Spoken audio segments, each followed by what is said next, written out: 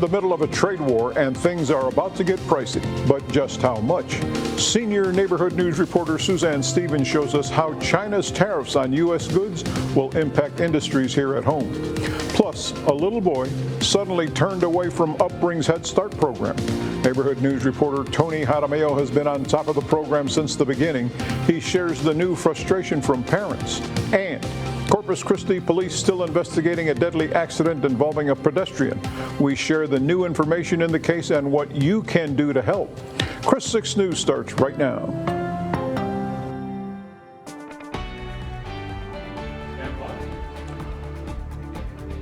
And we thank you for joining us. I'm Andy Lascano. There's a fire that has shut down parts of Highway 35 and caused nearby neighbors to evacuate. Our neighborhood news reporter Adam Beam is live at the scene of the fire with the latest details and where it's impacting your neighborhood. Adam. Hey, thank you, Andy. So like we said, we are here on the south side of Highway 35. However, both sides, the south and the north, have been closed down for a brush fire that began earlier today. Now, a brush fire actually began yesterday on the north side in the Wildwood area. However, it was contained until today when it is believed that high winds carried the flames and reignited the fire, not only on the north side, but also carried it over here onto the south side, where it is now affecting the Live Oaks RV Park area as well as Cluj Trail. Now, for anyone living in those areas, you are asked to evacuate and go to the Fulton County Civic Center. That is where folks are being recommended to evacuate to, and the fires are still being battled by multiple fire departments from here across the coastal bend, and we are going to continue to monitor this situation as it develops, and we'll have more for you later here, Andy.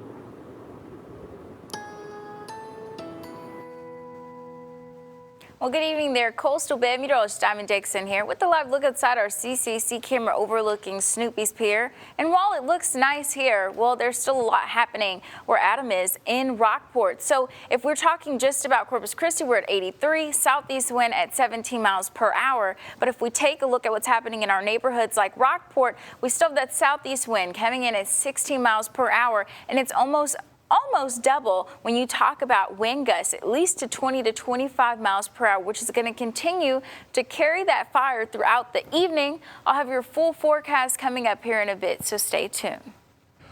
Diamond Dixon, we'll look forward to it. President Trump has ordered a 90-day pause on new tariffs, except for China. Mr. Trump authorized the pause this afternoon. He also raised tariff rates on China, excuse me, to 125%, citing what he called Beijing's lack of respect. The move comes after China announced retaliatory tariffs on the United States. The president says he's lowered the reciprocal tariff rate to 10%. Now, you think the trade wars only affect Washington power players? Here in the coastal bend, it's a whole different battlefield. China's new 84% tariff has just opened fire on our local growers who rely heavily on exports to China. Corn, soybeans, sorghum, and cotton all face big losses.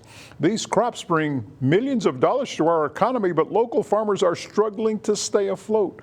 One sorghum and cotton farmer told neighborhood news reporter Suzanne Stevens he's seen a rapid decrease in the value of his commodities due to tariffs with extremely high input costs. The ability to be profitable is slim. And when it comes to shifting away from impacted crops, it's not as simple as it sounds. You cannot just change your production in a heartbeat. You made your decision for the season, and you have to live by that decision. Now, you can help farmers by supporting local agriculture. Buying locally grown produce not only benefits farmers, but it also strengthens our neighborhood and economy.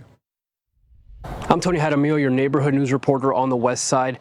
I've been tracking Upbring's progress for you for the last 7 months. Now a local mother tells me her 4-year-old son, enrolled since he was 4 months old, was suddenly not welcome when Upbring took over. Upbring Head Start aims to open a new chapter in early childhood education for low-income families in Corpus Christi. But months after taking over from the Nueces County Community Action Agency, the program still hasn't opened its doors. We're working at the pace that the Head Start agency wants us to work at. Upbring representatives couldn't say when the centers would open. That was during a city council meeting back in February. This parent asked to remain anonymous to protect her child's identity. We'll call her Jennifer. For parents like her, the frustration goes beyond delays. Her child, who who has multiple disabilities was enrolled under the previous agency. She says she was told at the October town hall that Upbring would be able to accommodate her son. Right after that town hall, yes, I began to think that that they weren't going to take him in, only because she kept on saying it was more for general ed students. Jennifer says she was initially told by staff that removing her son because of his disability would be considered discrimination, but that's exactly what she feels happened. I did feel at that point in time that my son was being discriminated upon because he does have multiple disabilities. In a complaint to the Federal Office of Head Start, Jennifer cites a regulation that prohibits denying enrollment based on disability or its severity. I've sent out 2 complaints to the Office of Head Start, and I have not received anything from them. We asked Upbring about the situation. While they declined to comment on specific children, they provided a general statement. In part, we do not deny enrollment based on disability status or need. In certain cases, when a child's needs exceed what can be safely and appropriately supported within the Head Start setting, we work with families and ISDs to ensure the child is transitioned to a more supportive, specialized environment. This raised questions for Jennifer as her son was in the same program under the same funding for the last 4 years. I just know that it was hard on him just for the transition in itself and having to go and meet new teachers, get adjusted again. As of April 7th, Upbring has put in 7 total applications with 1 initial permit issued, and that's according to Health and Human Services. On the West Side, I'm your neighborhood news reporter, Tony Jaramillo, Chris 6 News. Tony, thanks for that report. Corpus Christi police need your help with a pedestrian fatality investigation. 68-year-old Armando Buscas was found dead last Friday along Highway 77, that's just south of Cal Allen. Police say he'd been hit by a vehicle during the overnight hours of Thursday, April 3rd and the morning of Friday, April 4th. Anyone who was in that area during those hours is asked to call Crime Stoppers at the number you see on your screen, 361-888-TIPS. Well, today, the Nueces County Appraisal District's Board of Directors voted unanimously to place longtime Chief Appraiser Ronnie Canales on leave pending an investigation. The decision came alongside the council's decision to stop their current procurement process for a new computer appraisal software. In March, 6 investigates reported on allegations of potential bias toward one company, True Prodigy Tech Solutions, over others. It's unknown at this time whether the investigation and those allegations are linked with the investigation into Canales, but in the meantime, Deborah Morin has been named the interim chief appraiser. She previously served as the chief appraiser for Live Oak County. Stay clear of citations over water use. I'm Michaela Chavez, your neighborhood news reporter in the Bay Area. I spoke with some neighbors about how they're coping with Stage 3 water use restrictions without getting cited and how you can avoid them as well. You're watching Chris 6, part of the Scripps News Group. Well, some of you may have noticed your water smelling or tasting a little bit different. City leaders say there are several factors that could have caused that. Bay Area neighborhood news reporter Alexis Scott spoke with Corpus Christi Water Chief Operating Officer Drew Molly, who broke down why. A combination of recent rainfall and recently changed source water blends from the Mary Rhodes pipeline and local reservoirs is what Molly believes is behind the foul odor. Since last Friday, the city says they've received more than 50 calls from residents, but Molly says the noticeable change in water is normal and it's perfectly safe to use. Right now, we're taking a combination of Colorado River water, Lake Texana water, and Nueces River water. And so we're blending all 3 of those water, river water sources into our drinking water system. And we have a process by which we do that. But anytime there's a little bit of a change in any one of those 3, you can potentially see some changes in water quality. Molly also told Alexis that the city's been rated as a superior rated public water system, and their analysis have met TCEQ standards. If you have questions or concerns regarding your water, you can call 311 to get answers. With over 150 water usage citations, I'm taking a look at the top things neighbors should avoid under Stage 3 water restrictions. I'm Michaela Chavez, your neighborhood news reporter in the Bay Area. If you want to avoid a citation, I'll share some alternatives that neighbors here are already putting into use. We see it, we hear it. You do know that we're under Stage 3 water restrictions? Yes, I do. This is a list of Stage 3 water restrictions from the city's website. It also lists what you could get cited for. I ran into neighbor Gracie Isasi on her morning walk to test her knowledge a bit. You can use your handheld water hose between 6 and 10 in the morning and after 6 in the evening. That's right. And that's just to do your plants or your foundation on certain days. That's also right.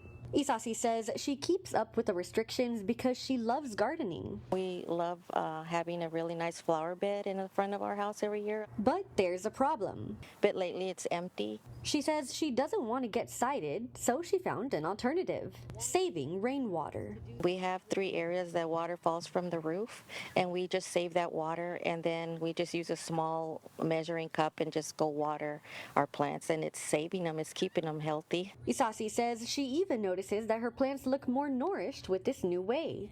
And she isn't the only one trying to help others avoid a citation. My business is Extreme Clean Wash and Rental. Eric Kuhn owns a pressure washing company.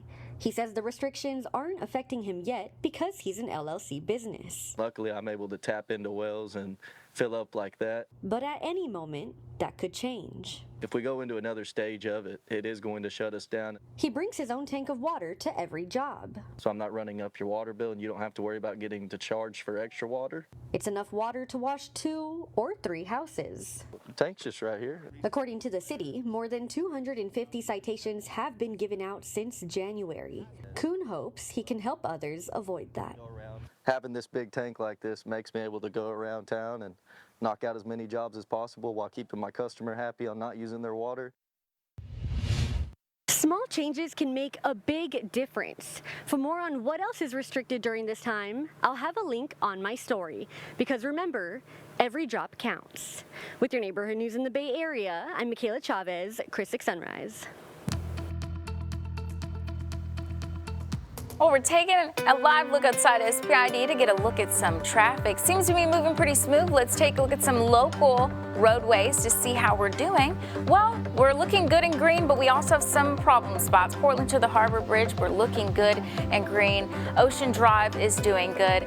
SPID is also doing good. It seems like there's maybe a slowdown north of Castores, and as far as Saratoga, slight slowdown by South Staples and north of Weber there. Now there also is a slowdown on Waldron Road and Flower Bluff Drive, so you may want to plan for extra time in your commute. JFK Causeway's also looking good. That's it for your traffic report. I'll have more weather just ahead.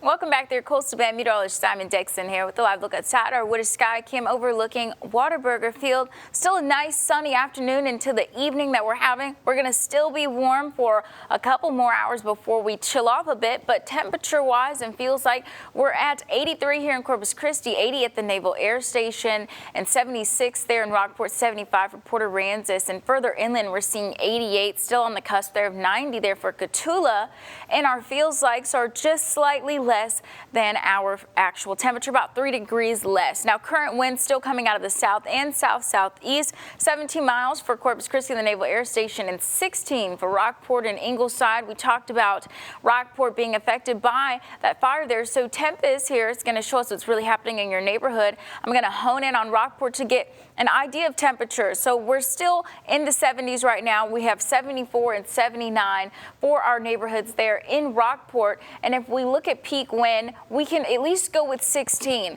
Well, that's what we pretty much saw also on our current winds, which means that with wind gusts, you see more than that and you feel more than that. We're going to be almost at 30 miles per hour here in Corpus Christi in the 6 o'clock hour with wind gusts that really don't go too much further than 25, even until midnight, not until digressing until about 2 to 4 a.m. and getting calmer up until Thursday morning. So that's what we'll have to work with when we see fires like that, is that we have these increased winds and we have dry weather and no rain in sight. So as far as warmth, we're going to be in the 70s just until about 8 o'clock, coming into the 60s well until over midnight, dropping there into the low 60s by 4 and 5 a.m. That's also where you see the decrease in wind to then a single digit, which is when it'll get just a little bit better before our winds increase again into the afternoon. Our forecast high temperatures will also be above normal all week long.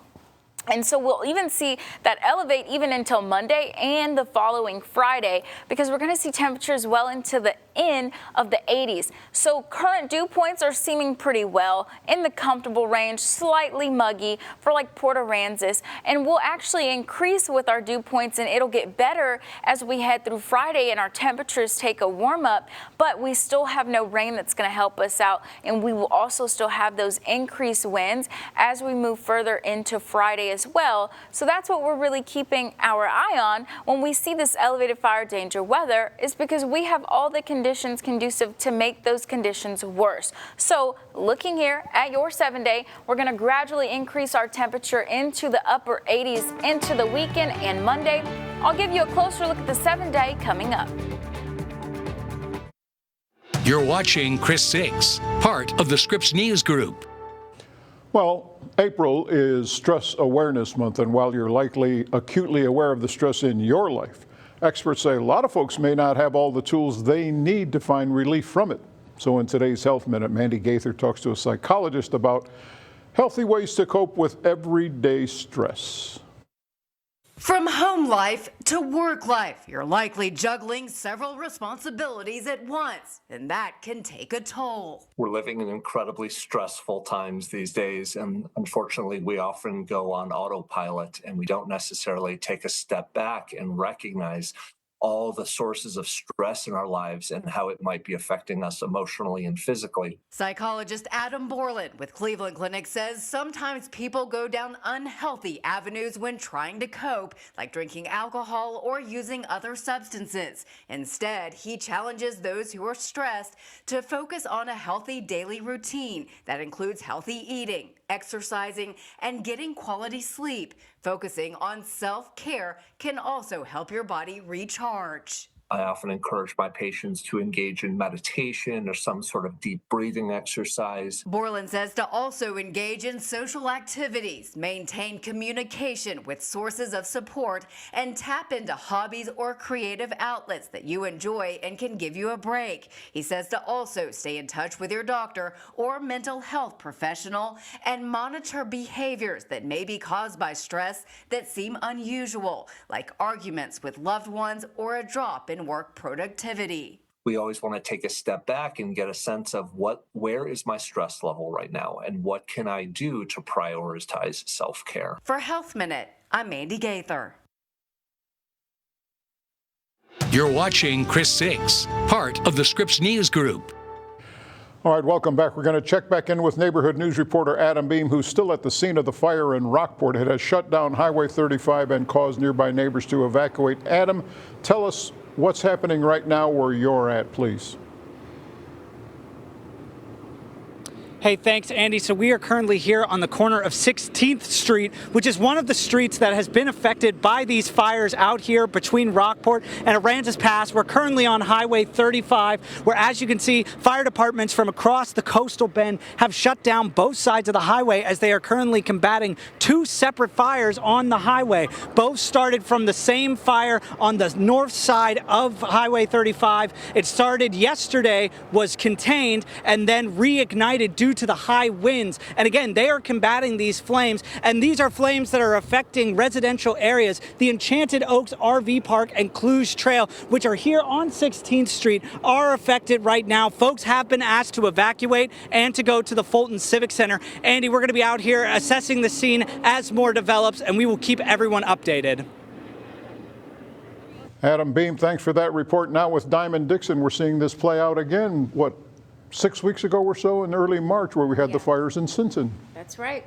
And now that we have these conditions, we have dry weather, no rain in sight, right, and it's warm. Right. We have that temperature warm up as we go into the weekend too, almost near 90. But some of our inland neighborhoods already hit 90, like Cotulla. Okay. So we're going to be close to that here in Corpus Christi as we get to about Saturday, Sunday, and especially into Monday. We have that temperature warm up. Our nights and mornings are cool in the 60s, but overall we have to be mindful of that temperature warm up. We will keep an eye on it for sure. We have Adam Beam out there covering that fire in Rockport. We'll see you again at 6. All right, well, hey, let's look at that good old traffic out there. Well, yeah, sun's still shining, looks good. We're gonna cool.